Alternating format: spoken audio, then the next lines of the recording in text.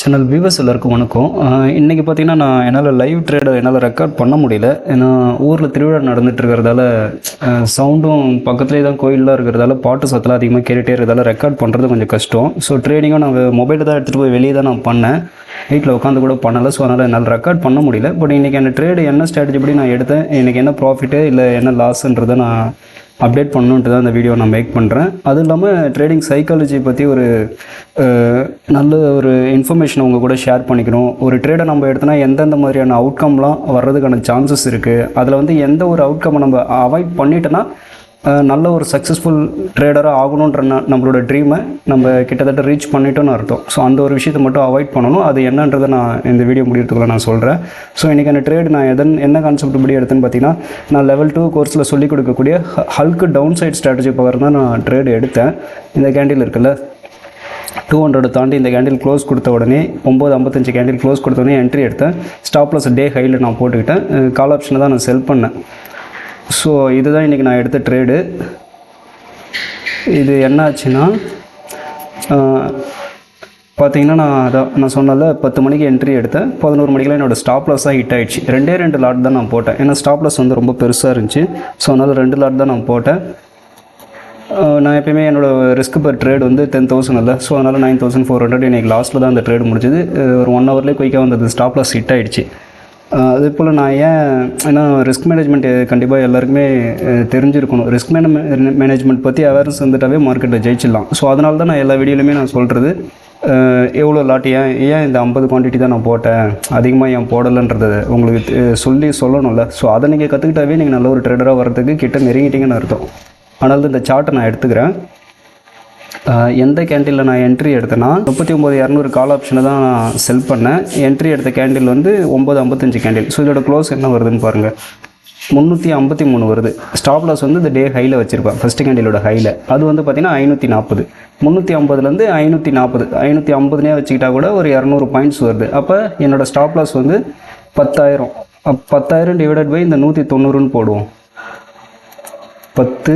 நீங்கள் எவ்வளோ லாஸ், ஒரு ட்ரேடுக்கு இவ்வளோ தான் லாஸ்ன்னு நீங்கள் எவ்வளோ ஃபிக்ஸ் பண்ணி வச்சுருக்கீங்களோ அந்த அமௌண்ட்டை போட்டுட்டு இது டிவைடட் பை எவ்வளோ பாயிண்ட் ஸ்டாப் லாஸ் வருதுன்னு பார்ப்போம். இங்கே வந்து 190 பாயிண்ட் ஸ்டாப் லாஸ் வந்துச்சு.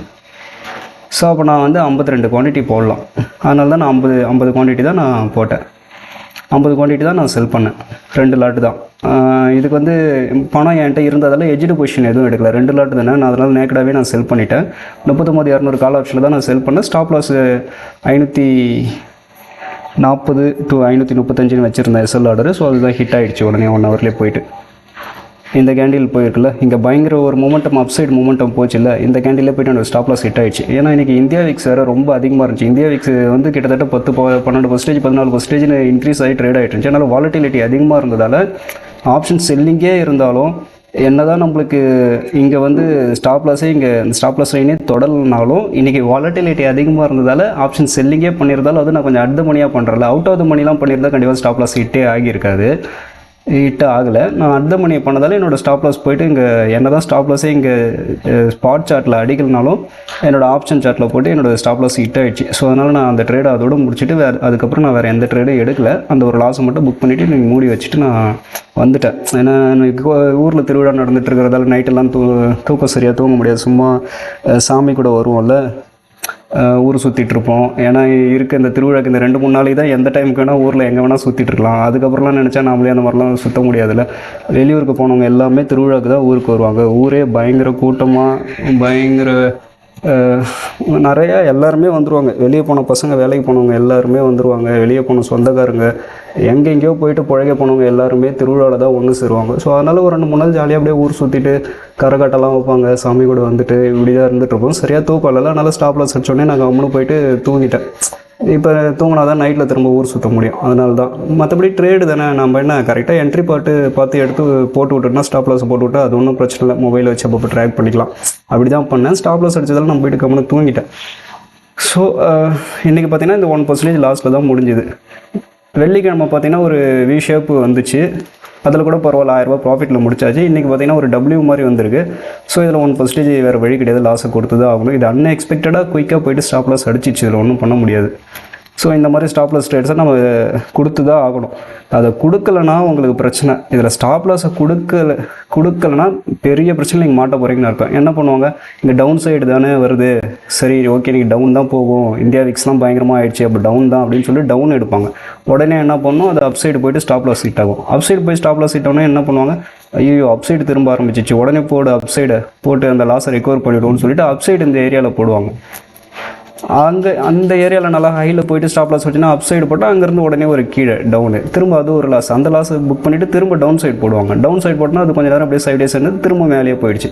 ஸோ அப்போ பயங்கர லாஸில் நீங்கள் முடியும். அது ஏன் அந்த ட்ரேடை நம்ம போடணும்னு தோணுது, ஏன் இந்த ட்ரேடை போடுறாங்கன்னு பார்த்தோன்னா, சரி இன்றைக்கி காலையிலேருந்து ஒரு நாள் ஃபுல்லாக உட்காந்துட்டுமே, கிட்டத்தட்ட இப்போ ஒரு 10,000 லாஸ் பண்ணிட்டுமே, இன்னைக்கு நாளும் வேஸ்ட்டு, 10,000 பணமும் வேஸ்ட்டு, அது எதுக்கு இந்த ஒரு நாளை வேஸ்ட் பண்ணணும், இந்த பணத்தை எதுக்கு நம்ம வேஸ்ட் பண்ணணும். யாருக்குமே வந்து தோக்கிறதோ இல்லை லாஸ் பண்ணுறதோ செலவு பண்ணுறதோ இதெல்லாம் பிடிக்காது. யாரோட மனசு அதை ஏற்றுக்காது. ஒரு நாள் ஃபுல்லாக உட்காந்து இது 10,000 விட்றதுக்காக இங்கே மார்க்கெட்டில் வந்து உட்காந்தோம் அப்படின்ட்டு அது வந்து யாருக்குமே அந்த ஈகோ பார்க்கும் மனசு அது ஏற்றுக்காது. பிஸ்னஸ்னாவே நீங்கள் ஒரு பிஸ்னஸ் எடுத்துக்கிட்டிங்கன்னா செலவுன்னு இருக்கும், அந்த செலவு பண்ணாதான் அதுக்கான வரவு உங்களுக்கு கிடைக்கும். அதே மாதிரி தான் மார்க்கெட்டு. ஸ்டாப் லாஸ் கொடுக்குறதுன்றது நீங்கள் உங்கள் பிஸ்னஸில் நீங்கள் ஏதோ செலவாகிருக்கு, ஸோ இதுக்கேற்ற வரவு கண்டிப்பாக அடுத்தடுத்த நாட்களில் வரும். அது பொறுமையாக தான் இருக்கணும். அன்றைக்கே பண்ணிடணும், அன்றைக்கே லாஸ் ரெக்கவர் பண்ணிடணும், அன்றைக்கே நிறையா சம்பாதிச்சணும் அப்படிலாம் பண்ணால் நீங்கள் பண்ணவே முடியாது. செலவு பண்ணுற அன்றைக்கி நீங்கள் பிஸ்னஸ்க்காக செலவு பண்ணி தான் ஆகணும். நீங்கள் வரவு வரும்போது தாராளமாக அதை எடுத்துக்கலாம். இந்த பிஸ்னஸில் என்னத்துக்கு நான் செலவு பண்ண, இல்லைன்னா செலவுன்னு கேட்டிங்கன்னா, இப்போ அதை எப்படி சொல்கிறது, நீங்கள் கொடுக்குற அந்த ஸ்டாப் லாஸ் வந்து ஒரு ஆப்பர்ச்சுனிட்டியை தேடுறதுக்காக நீங்கள் கொடுக்குற ஒரு காஸ்ட்டு, புரியுதுங்களா? அது எப்படி நீங்கள் எடுத்துக்கணும்னா, ஆப்பர்ச்சுனிட்டிக்காக கொடுக்குற காஸ்ட்னா, நீங்கள் போய்ட்டு ஒரு 10 கிளைண்ட்டை நீங்கள் சந்திக்கிறீங்கன்னு வச்சுக்கோங்களேன். அதில் வந்து ஒரு 3 பேரை சந்திக்கிறதுக்கு வந்து ஒரு ட்ரேடுக்கும் ஒரு ஆளை போய் சந்திக்கவும் ஒரு 10,000 செலவாகுது.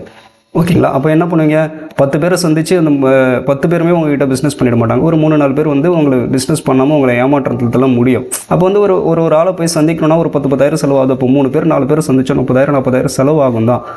பட் மீதி இருக்க அந்த 6 பேர் 7 பேர் நீங்கள் சந்திக்கிற இந்த பிஸ்னஸ் பற்றி பேசுகிறீங்க, சந்திக்கிறவங்க ஓகே சொல்லிட்டாவே உங்களுக்கு ஒரு 20,000-30,000 10,000 உங்களுக்கு ப்ராஃபிட் கிடைக்கும்னா, ஸோ அப்போ யார் வந்து நம்மளுக்கு ப்ராஃபிட் தர போகிறாங்க, யார் வந்து நம்மளுக்கு நல்ல கிளைண்ட்டாக மாற போகிறாங்க, யார் நம்மளை ஏமாற்ற போகிறாங்கன்னு நம்மளுக்கு தெரியாது. ஸோ ஒருத்தருமே நம்ம போய்ட்டு சந்திச்சு தான் ஆகணும். ஸோ அப்போ ஒருத்தரையும் சந்திக்கும் போது ஒரு 3 பேர் ஏமாற்றி அந்த 10,000 செலவானாலும் அடுத்து வர 5 பேர் 6 பேர் உங்களுக்கு 20,000-30,000 உங்களுக்கு பிஸ்னஸ்க்கு உங்களுக்கு ப்ராஃபிட்டபுளாக வந்தாவே அந்த லாஸும் ரிகவர் ஆகி நீங்கள் பிஸ்னஸ் நல்லபடியாக தான் முடிப்பீங்க, ப்ராஃபிட்டபுளாக தான் முடிப்பீங்க. ஸோ இதே மாதிரி தான் இதுவும். நம்ம வந்து இங்கே வந்து ஆப்பர்ச்சுனிட்டியை தேடுறோம். எப்படி தேடுறோன்னா, ஒரு ஸ்டாப் லாஸ்ன்னு ஒன்று கொடுத்து தேடுறோம். நம்ம நினச்ச மாதிரி நம்ம அந்த பிஸ்னஸ் நல்லா போயிடுச்சுன்னா 20,000 10,000 30,000 கிடைக்குன்னு வச்சுக்கோம். 1:1 1:2 1:3 இந்த மாதிரி வச்சுக்கோம். பட் நம்ம நினச்ச மாதிரி வரலன்னா ஓகே, அது செலவுன்னு நினச்சிட்டு அதை விட்டுட்டு வந்துடணும். ஸோ அதுதான் ஸ்டாப் லாஸ். நான் சொல்ல வரது உங்களுக்கு புரியும்னு நினைக்கிறேன். இதுதான் இந்த ஒரு விஷயத்தில் தெளிவாங்க. நீங்கள் வாய்ப்புகளை தேடுறீங்க, மார்க்கெட்டில் வந்து நல்ல பிஸ்னஸும் தேடுறீங்க. இந்த பிஸ்னஸ் தான் நல்ல ப்ராஃபிட் தரும், இந்த பிஸ்னஸ் தான் நம்மளை ஏமாற்ற போது நஷ்டம் தரும்ன்றது மட்டும் நம்மளுக்கு தெரியாது. அது தெரியாது, ஆனால் கண்டிப்பாக தரும். நீங்கள் ரெகுலராக லாங் ரன்னுக்கு இதை நீங்கள் ஃபாலோ பண்ணி கரெக்டாக ஸ்டாப் லாஸ் கொடுத்துட்டு ப்ராஃபிட்னா உட்காந்து இன்றைக்கி 1:2 1:3 1:1 நீங்கள் உட்காந்து ஒரு ட்ரேடிங் நீங்கள் தைரியமாக எடுத்து நீங்கள் ட்ரை பண்ணி பார்த்துட்டே வாங்க. கண்டிப்பாக நீங்கள் ப்ராஃபிட்டபுள் தான் இருப்பீங்க, அதில் எந்த டவுட்டும் இல்லை. ஓகேங்களா? இதுதான் விஷயம். இந்த லாஸை மட்டும் ஏற்றுக்காமல் நான் திரும்ப ரிவெஞ்ச் எடுக்கிறேன், நான் எப்படி என் பணத்தை நான் எப்படி மார்க்கெட்டில் விடுவேன், மார்க்கெட் எப்படி என் பணத்தை பிடிங்கன்னு போயிடலாம், நான் அதுக்கிட்டேருந்து நான் பிடுங்குறேன்னு சொல்லிட்டு நீங்கள் திரும்ப அதுக்கிட்ட முட்டி மோதி ரிவெஞ்செலாம் எடுத்துகிட்டு ஓவர் ட்ரேடிங்லாம் பண்ணிங்கன்னா கண்டிப்பாக லாஸ் பண்ணிட்டு தான் போவீங்க. அந்த மாதிரி டிசிப்ளின் இல்லாமல் நீங்கள் ட்ரேட் பண்ணவே முடியாது. ரிஸ்க் மேனேஜ்மெண்ட்டை ஃபாலோ பண்ணாமல் நீங்கள் ட்ரேட் பண்ணாலும் சத்தியமாக நீங்கள் மார்க்கெட்டில் நீங்கள் ஜெயிக்கவே முடியாது. இந்த ஒரு விஷயத்தை மட்டும் பார்த்துக்கோங்க. ஸ்டாப் லாஸ் கொடுத்துட்டு கரெக்டாக மூடி வச்சுட்டு கம்முன்னு போயிடுங்க. நீங்கள் அதை விட முட்டி பார்க்குறேன் அப்படி பார்க்குறேன், என்றைக்கோ ஒரு நாள் நீங்கள் முட்டி பார்க்கும்போது கூட அந்த லாஸ் ரிகவர் ஆகி பெரிய ப்ராஃபிட்டில் கூட முடிச்சிருவீங்க. அதுவும் நடக்கும், அதுவும் நான் பண்ணியிருக்கேன். பட் அது வந்து ஒரு வாட்டி நீங்கள் அந்த மாதிரி பண்ணிட்டீங்கன்னா எப்போ பார்த்தாலும் அதே தான் பண்ண தோணும். அன்றைக்கி அந்த மாதிரி தான் லாஸ் வந்துச்சு, என்ன பண்ணேன், அன்றைக்கி 2 லாட்டு போட்டு நான் செல் பண்ணி 9,000 லாஸ் பண்ணி வச்சுருந்தேன். உடனே போட்டேன், ஒரு 20 லாட்டை போட்டேன், அந்த 9,000 ரிகவர் பண்ணிவிட்டு உடனே ப்ராஃபிட்டபுளாக 20,000 நான் எடுத்துகிட்டே வந்துட்டேன், நான் பெரிய அறிவாளி அப்படின்ற மாதிரி உங்களை அந்த ஒரு எண்ணத்தில் எடுத்துகிட்டு வந்துடும். அதனால் 4 பேர் லாஸ் பண்ணாலும் திருப்பி அதே பண்ண ஆரம்பிச்சிருவீங்க. என்னதான் இருந்தாலும் மார்க்கெட் வந்து ஒரு நாள் மாதிரி ஒரு நாள் இருக்காது. நீங்கள் அந்த மாதிரி ஒரு நாள் சரி ஓகே நம்ம தான் ரிகவர் பண்ணிவிடுவோம் அப்படி டபுள் ஃபுல்லாக போட்டு போட்டுவிடும், ஆவரேஜ் பண்ணி போட்டுவிடும். நீங்கள் போனீங்கன்னா ஒரு நாள் கண்டிப்பாக நீங்கள் மாட்டிக்குவீங்க, வச்சு செஞ்சுருவோம் நீங்கள் மார்க்கெட்டு. அதனால் சிஸ்டம் ரூல்ஸை கரெக்டாக ஃபாலோ பண்ணுங்கள். ரிஸ்க் மேனேஜ்மெண்ட்டை பிடிச்சிக்கோங்க. ரிஸ்க் ரிவார்ட் ரேஷியோவில் கொஞ்சம் நீங்கள் அதை ஸ்ட்ராங்காக வச்சுக்கோங்க. 1:1 இல்லை, 1:1.5, 1:2, 1:3 வரைக்கும் கூட நான் பொறுத்து இருந்தால் நான் எடுப்பேன். நல்ல ட்ரேட் அமைஞ்சதுன்னா நீங்கள் அதில் நீங்கள் கவனத்தை செலுத்தினீங்கன்னா ஆட்டோமேட்டிக்காக ப்ராஃபிட் உங்களை ஃபாலோ பண்ண ஆரம்பிச்சிடும். ஓகேங்களா? இந்த ஒரு விஷயம் கண்டிப்பாக ரொம்ப ரொம்ப ரொம்ப முக்கியமான விஷயம். இதில் தெளிவாக ஆகிடுங்க. இதில் மட்டும் விட்டு கொடுக்காதீங்க. ஏன்னா இது இல்லைனா நீங்கள் நல்ல ஒரு ட்ரேடராக நீங்கள் உங்களால் வரவே முடியாது. என்னோடய எக்ஸ்பீரியன்ஸில் நான் சொல்கிறது இதுதான். ஸ்ட்ராட்டஜிலாம் ஒன்றுமே கிடையாது. ஸ்ட்ராட்டஜின்றதே அந்த ரிஸ்க்கை மேனேஜ் பண்ணுறது, ரிஸ்க் ரிவார்ட் ரேஷியோ நல்லதாக கிடைக்கிற வரைக்கும் உட்காந்து அந்த ப்ராஃபிட்டை எடுத்துகிட்டு வரதில் தான் இருக்குதே தவிர, மற்றபடி பயங்கர அக்யூரேட்டாக நான் ட்ரேட் எடுக்கிறேன், நான் இங்கே என்ட்ரி எடுத்தேன்னா அது நான் எங்கே இறங்குறனோ அங்கேருந்து அது சர்ன்னு அங்கேருந்து ராக்கெட் மாதிரி எனக்கு ஏற்ற மாதிரி தான் போகும், நான் சொல்கிறது தான் மார்க்கெட்டில் நடக்கும். அந்த மாதிரி ஒரு மேஜிக்லாம் ஒன்றும் நம்மளுக்கு தேவை. டிசிப்ளினாக நம்ம நல்ல ஒரு ரிஸ்க்கை மேனேஜ் பண்ணி கரெக்டாக கூலாக பண்ணிட்டு போனாவே போதும். ஓகேங்களா?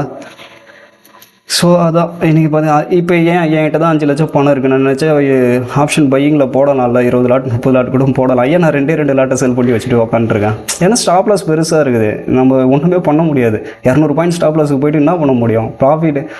ப்ராஃபிட்டு மட்டும் நம்ம பார்த்தோன்னா மாட்டிக்குவோம். நம்மளுக்கு ஆப்போசிட்டாக போச்சுன்னா மொத்தமும் காலி ஆகிடும். ஸோ எப்பயுமே நம்மளோட கவனம் லாஸ் சைடு தான் இருக்கும். இந்த ட்ரேடை எடுத்து ஒரு வேளை இது ஆப்போசிட் சைடு போச்சுன்னா எனக்கு எவ்வளோ லாஸ் ஆகுன்றது தான் ஃபஸ்ட்டு பார்க்கணும். அதுக்கேற்ற கணக்கு பண்ணி தான் கரெக்டாக நம்ம ட்ரேட் பண்ணணுமே தவிர ப்ராஃபிட்டை பற்றி நீங்கள் யோசிக்கவே கூடாது. அப்படி ப்ராஃபிட்டை பற்றி நீங்கள் யோசிக்க ஆரம்பிச்சிங்கன்னு வச்சுக்கோங்களேன், 5 பாயிண்ட் கச்சா போதும், 2 பாயிண்ட் கச்சா போதும், 3 பாயிண்ட் எடுத்தால் போதும்னு சொல்லிட்டு அந்த மாதிரி சின்ன ப்ராஃபிட் மேலே நீங்கள் கவனம் செலுத்த ஆரம்பிச்சிருவீங்க. அப்போ குவான்டிட்டியை சேர்த்து டப்புன்னு போட்டு எடுத்துக்கலாம், டப்புன்னு போட்டு எடுக்கலாம். இப்படி உங்கள் எண்ணம் போயிடும். எப்பயுமே நம்ம எடுக்கிற இந்த ட்ரேடு நம்மளுக்கு ஆப்போசிட்டாக போச்சுன்னா என்ன ஆகும், எவ்வளோ லாஸ் கொடுக்க போகிறோம், அதை ஃபஸ்ட்டு நீங்கள் பார்த்துட்டு கரெக்ட் பண்ணி ரிஸ்க்கை மேனேஜ் பண்ணி நீங்கள் குவான்டிட்டிஸை போட்டுட்டு ஸ்டாப் லாஸை போட்டு நீங்கள் வேணும் கூலாக உட்காருங்க. அது ஸ்டாப் லாஸ் அடித்தா போகுது. நீங்கள் வேணால் தொடர்ந்து கரெக்டாக ரூல்ஸை ஃபாலோ பண்ணி ஸ்ட்ராட்டஜியை ஃபாலோ பண்ணி ரிஸ்க் மேனேஜ்மெண்ட் பண்ணி 10-20 நாள் நீங்கள் போடுங்க. எத்தனை நாள் உங்களுக்கு ஸ்டாப் லாஸ் அடிச்சுட்டு உங்களை நஷ்டப்படுத்திட்டு போகுதுன்னு பாருங்கள் நீங்கள் வேணால் உட்காந்து. ஸோ அதனால தான் அந்த பயம் போயிடும். நீங்கள் இந்த மாதிரி டிசிப்ளினாக கரெக்டாக ட்ரேட் பண்ணிங்கன்னா அந்த பயம்லாம் போய்ட்டு நீங்கள் கவலையே பட தேவை. 4 நாள் கூட தொடர்ந்து ஸ்டாப் லாஸ் அடிக்கிட்டோம், நீங்கள் கவலையே பட தேவை. எப்படி இருந்தாலும் நீங்கள் கரெக்டாக அங்கே ரிகவர் ஆகி வந்துடும். ஸோ அப்போ இந்த ரிஸ்க் ரிவார்ட் ரேஷியோவில் மட்டும் 1:2, 1:3 கொஞ்சம் ஃபோக்கஸ் பண்ணுங்க. ஏன்னா 1:3 நம்ம வெயிட் பண்ணி நம்ம எடுத்துட்டோம்னு வச்சுக்கோங்களேன், 3 நாள் அடிக்கிற ஸ்டாப் லாஸ் அது ஒரே நாளில் உங்களுக்கு ரிகவர் பண்ணி கொடுத்துரும். ஆட்டோமேட்டிக்காக உங்களுக்கு கான்ஃபிடென்ட் வந்துடும். அதை விட்டுட்டு ப்ராஃபிட்னு சின்ன ப்ராஃபிட் எடுத்துகிட்டு வரேன், சின்ன ப்ராஃபிட் எடுத்துகிட்டு போகிறோன்னு வச்சுக்கோங்களேன், நீங்கள் 10 நாள் பண்ணுற ப்ராஃபிட்டை அது ஒரே நாளில் லாஸை கொடுத்துட்டு எடுத்துகிட்டு போயிடும். சுத்தமாக அத்தனை நாள் உட்காந்து நீங்கள் ட்ரேட் பண்ணதே வேஸ்ட் ஆகிடும். அதுலேருந்து ரிக்கவர் ஆகி வரதுக்கு நீங்கள் பல மாதம் நீங்கள் வேலை பார்க்க வேண்டியதாக இருக்கும். ஸோ அது ரொம்ப கஷ்டம். அதனால் லாஸ் சைடை மட்டும் எப்பயும் உங்கள் கவனத்தை செலுத்துக்கோங்க, கவனத்தை வச்சுக்கோங்க. ப்ராஃபிட் சைடு வைக்காதீங்க. ஸ்டாப் லாஸில் கவனமாக வச்சுங்க. எவ்வளோ குவான்டிட்டிஸ் போட போகிறோன்றது தான் ரொம்ப முக்கியம். அதே போல் எந்த ஒரு ட்ரேடு எடுத்தாலுமே அது அதோட அவுட்கம், அதோட ரிசல்ட் நிறைய வகை இருக்குது. அதோட ரிசல்ட் ஒரு ரிசல்ட்டுன்னு கிடையாது, நிறையா விதமாக அந்த ட்ரேட் முடியறதுக்கான சான்சஸ் நிறையா இருக்குது. நான் 1 by 1 நான் சொல்கிறேன், நீங்கள் வேணால் நோட் பண்ணி வச்சுங்க. இது கண்டிப்பாக இதுவும் ரொம்ப முக்கியம். ஏன்னா நம்ம ஒரு ட்ரேட் எடுத்தால் உடனே அது போய் ப்ராஃபிட் அடிச்சிடும், இல்லை நம்ம ஒரு ட்ரேட் எடுத்தால் உடனே போய்ட்டு லாஸ் அடிச்சிடும், அப்படி கிடையாது. நிறைய அவுட்கம்ஸ் வரும். இப்போ நான் ஒன்று நான் சொல்கிறேன் பாருங்கள். ஃபஸ்ட்டு அவுட்கம் நம்ம ஒரு ட்ரேட் எடுத்தோன்னா அதால் நம்மளுக்கு பெரிய ப்ராஃபிட் வர்றதுக்கு வாய்ப்பு இருக்குது. ஓகேங்களா? அடுத்த அவுட்கம் ரெண்டாவது, நம்ம ஒரு ட்ரேடை எடுத்தால் ஒரு 1:1 ஒரு மீடியமானது, 1% ரிஸ்க் எடுக்கிறோம், 1% நம்மளுக்கு ப்ராஃபிட் வரதுக்கு வாய்ப்பு இருக்குது. ஓகேங்களா? பெரிய ப்ராஃபிட்னா ஒரு 1% 10,000 ரிஸ்க் எடுத்தோம்னா 20,000, 30,000, 40,000 வர்றதுக்கு கூட சான்சஸ் இருக்குது. ஸோ அதாவது 1:1க்கு மேலே 1:2க்கு மேலே 10,000 ரிஸ்க் எடுத்தால் 20,000, 30,000, 40,000 வந்தால் அது பெரிய ப்ராஃபிட்னு அந்த கணக்கில் வச்சுப்போம். ஸோ அந்த மாதிரியான ஒரு ரிசல்ட் வரதுக்கு வாய்ப்பு இருக்குது ஒரு ட்ரேட் எடுத்தால்.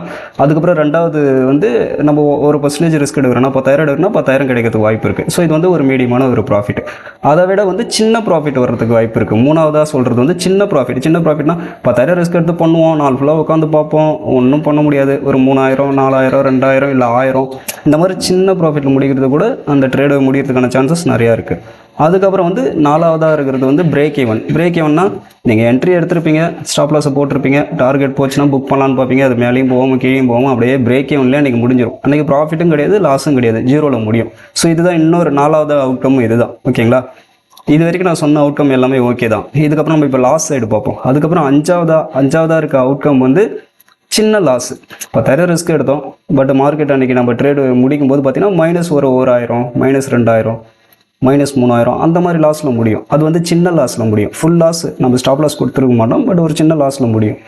இது வந்து 5வது அவுட்கம். அதுக்கப்புறம் 6வதாக இருக்க அவுட்கம் வந்து நம்மளோட ஸ்டாப் லாஸ் ஹிட் ஆகிறது. ஓகேங்களா, நம்ம 10,000 ரிஸ்க் எடுத்து 1% 2% நம்ம கேபிட்டலில் 10,000 ரிஸ்க் எடுத்து நம்ம போடலாம். அந்த 10,000 வந்து லாஸ் கொடுக்கும், நம்மளோட ஸ்டாப் லாஸ் ஹிட் ஆகும். இதுதான் வந்து 6வது அவுட்கம். நம்மளோட ஸ்டாப் லாஸ் ஹிட் ஆகி நம்மளோட லாஸை புக் பண்ணுறது தான் 6வது அவுட்கம்.